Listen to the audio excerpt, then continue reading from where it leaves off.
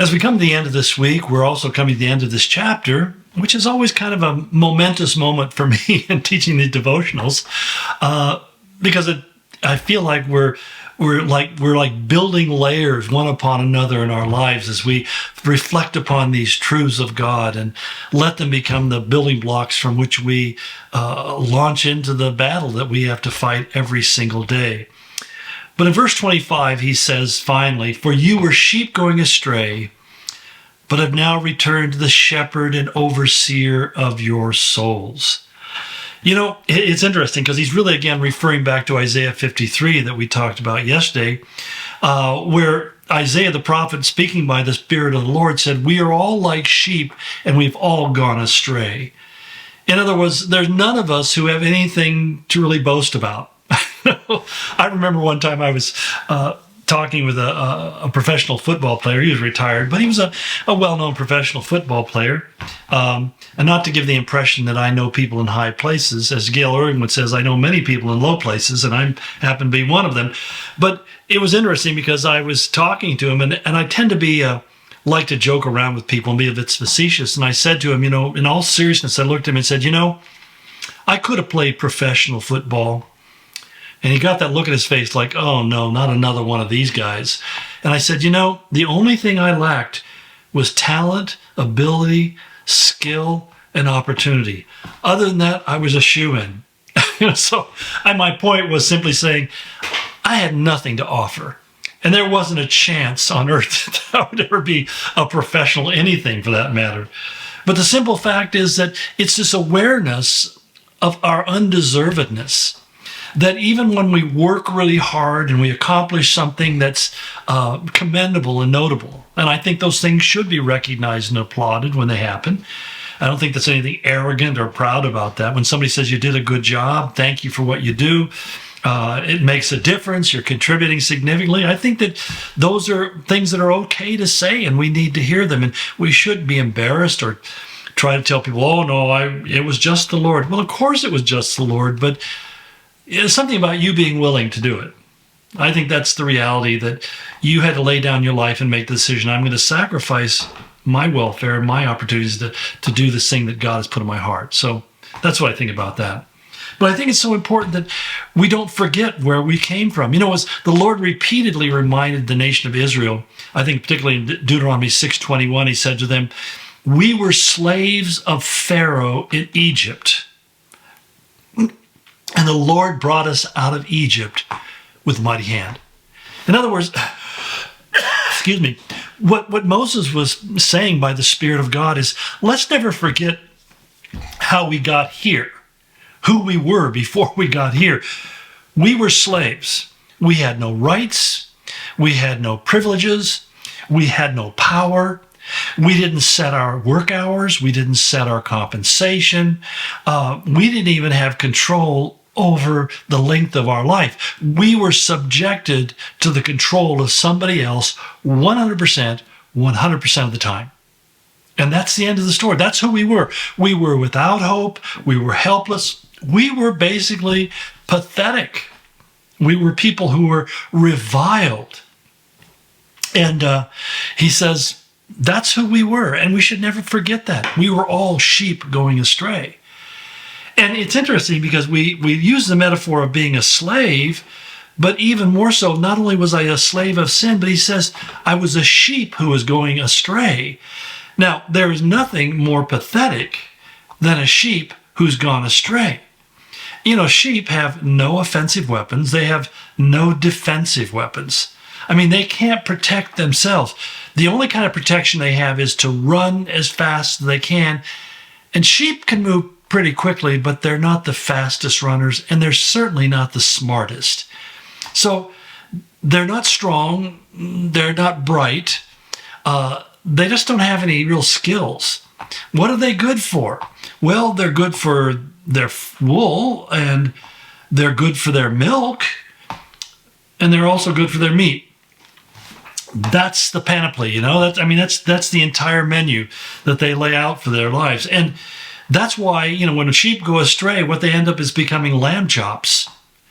And so he says, this is who we were. We were people who were living under the incredible threat not only of sin, but what sin brings, the consequences of sin.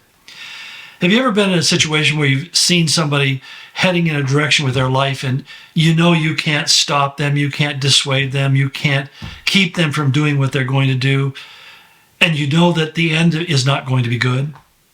You know, I've seen this sadly more times than I ever wanted, that there's no way I would say to somebody that you can make the decision that you're making and this can ever bring a good result.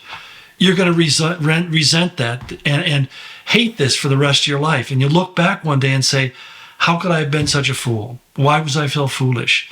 I think about so many times with men and women who've walked on out in their families and their marriages and just thinking that they're going to find a better deal somewhere else and not realizing that they usually end up involved with somebody who's just as like the person that they walked away from, except many times worse. And they sit there and look at themselves and say, how could I have been so stupid? What we have to understand is that sin brings a blindness with us. It closes our eyes to the obvious things. And that's the idea, that we go through life as blind men, kind of feeling our way through things, and we never really know what we're even getting our hands on or what things we're getting into. I remember we had a little dog, we inherited from one of our kids, which is kind of where all of our dogs came from. Anyway, it's a little Chihuahua. My wife and I had this conversation. I said, do you think Lola's looking down from heaven us right now and being bitter because we're treating this new puppy so much better than her? And my wife said, I don't think she's looking down. I think she's probably looking up. I mean, she tended to be that nasty of a dog most of the time. And yet, the thing is, I remember when she was really getting old and she had cancer and she was blind and she couldn't hear. And I remember one day watching her walk right off of our deck and hit the ground because she couldn't see where she was going. And I think about myself how sad that was. It kind of broke my heart. And I thought, isn't that the way it is with so many people in this world?